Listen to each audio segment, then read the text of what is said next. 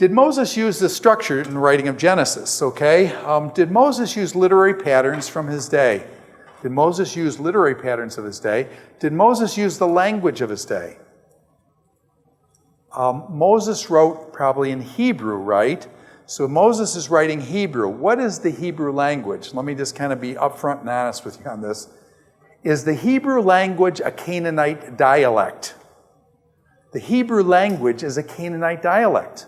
Where did the Jews get the Hebrew language? They got the Hebrew language when Abraham moved into the land of Canaan. They picked it up there. It was a Canaanite dialect. It was developed about 1800 BC. Now, the 1800 BC is a long time. Abraham and the people that were the Canaanite dialects picked it up, and then basically it was passed down and became the Hebrew language. But it's really a Canaanite dialect. Would Abraham have had a Mesopotamian language when he came in from his home in Mesopotamia?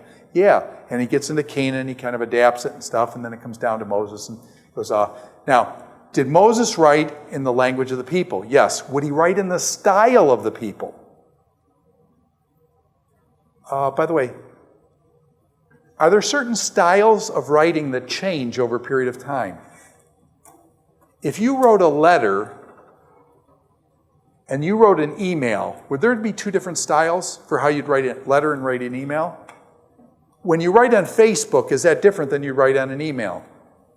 When you do a Twitter, is that different than you'd write on an email?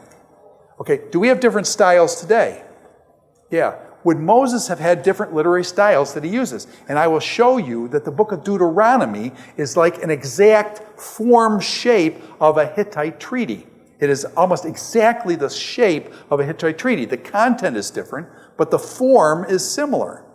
Okay, the form is exactly the same, few modifications of a Hittite treaty. Is that what we would expect? That Moses uses the language of the time, he also uses the literary forms of the time. And so the style and things like that, we'll look at that. If Moses used the style of writing of his day, is it possible to use the content of what some of the people of that day held?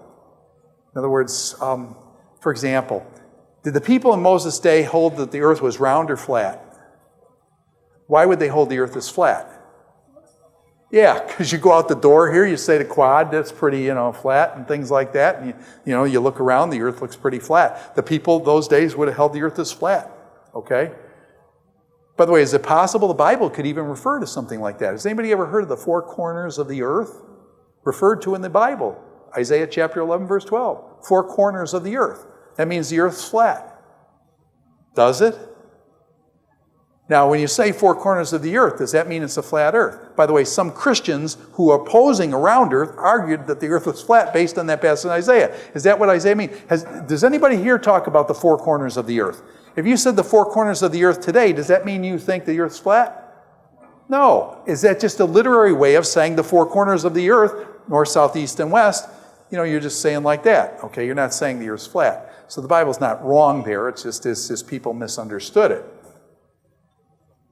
Okay, where did Moses get the language he wrote? And what I try to suggest is that Abraham and his descendants, Jacob and etc., picked up the language of Canaan when they were in the land of Canaan, and that was passed down to Moses. Was Moses trained under his own parents? He was trained by Pharaoh's daughter in the wisdom of Egypt, but was he first trained by his own parents? Do you remember he was put in a basket and went down the Nile River? When Pharaoh's daughter picked him up, she said, this is a Hebrew, this is a child of the Hebrews. And basically what happened is she says, this is a child of the Hebrews. I think he was probably circumcised. And so she picked him up, this guy of the Hebrews and stuff. And then what happens is she gives him then, Miriam, Moses' older sister, shows up and says, hey, I'm Jewish and stuff. And so she gives Moses back to his own sister. Older sister, younger brother like that, there's something wrong with that, okay? Older sister ever boss you around? Anyways, so the older sister takes Moses back, and his own parents, Moses' own parents raise him, okay? Or as my wife would say, reared him, okay? So he's raised till he's probably, 12 or 13, adolescence, and then when he gets adolescence, he goes to Pharaoh's daughter, he gets trained in all the stuff of Egypt and things. Would he know how to speak Hebrew fluently? You get raised in a family until you're 12 years old or so. Do you know the language pretty much for the rest of your life? My son-in-law married my daughter. He's from Taiwan, and he was raised in Taiwan till he was 12.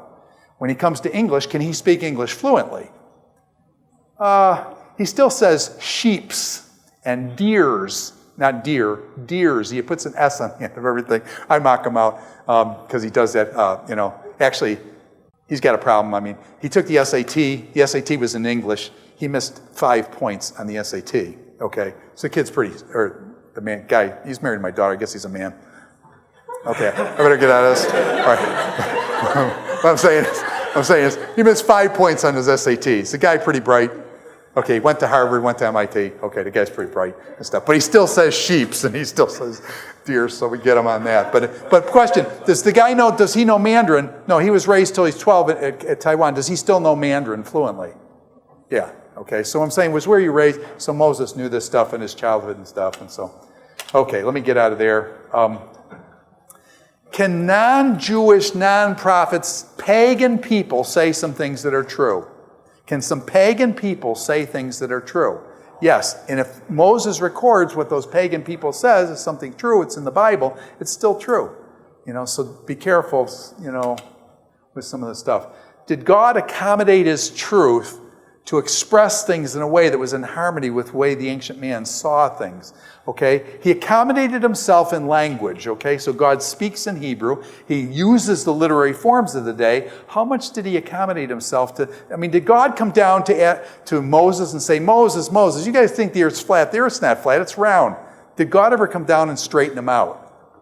No, that wasn't the point. God was coming down to tell them about their souls and about redemption, not about scientific fact. Okay, so you kind of got to take a break on that stuff a little bit. Now, why did Moses include the creation? Why did Moses start out, in the beginning, God created the heavens and the earth? Did Moses write Genesis 1 and 2 to fight against evolutionary theory? Did Moses write the Genesis account to fight against evolutionary theory? Did Moses have a clue about evolutionary theory? No, that's in the 19th and 20th century, okay? So Moses did not write against evolutionary theory. Moses had no clue, nor did any of the people that he was addressing know that. Now, what I'm working on here is hermeneutics, what's called hermeneutics. Hermeneutics, does anybody know hermeneutics is a study of how you interpret the Bible? How you interpret the Bible. Different people interpret the Bible differently. Hermeneutics is how you interpret. And notice what I'm pushing here. Fight against evolutionary theory. Is that our problem, fighting evolutionary theory in our day? Did Moses know about that? I'm trying to get you back into the original intent of the original author. In other words, the Bible isn't necessary for me, me, me, me, me. We live in a narcissistic culture that says me, me, me all the time. What I'm trying to do is get you out of you and look back at how Moses, as a writer, how he originally intended it. What did Moses originally intend? What was the original intent for Moses? So that's my hermeneutic, is to try to get back to the original intent of the original writers. Okay? Did Moses probably write it as a polemic against polytheism? Were the people back then polytheistic? Many gods doing all this stuff. So it's possible, does that fit Moses a lot better than evolution?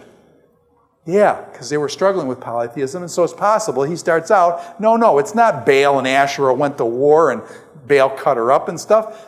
There's one God, and he made everything, and how did he make it? He spoke, and things came into being. So Moses is possibly working against polytheism, and I think this is the real point in which Moses is dealing in the book of Genesis, is that Moses is basically saying, Genesis 1 is a doxology. It's for praise and worship of God. It tells us something about God, his majesty, the greatness and goodness of God in the creation. The greatness and goodness of God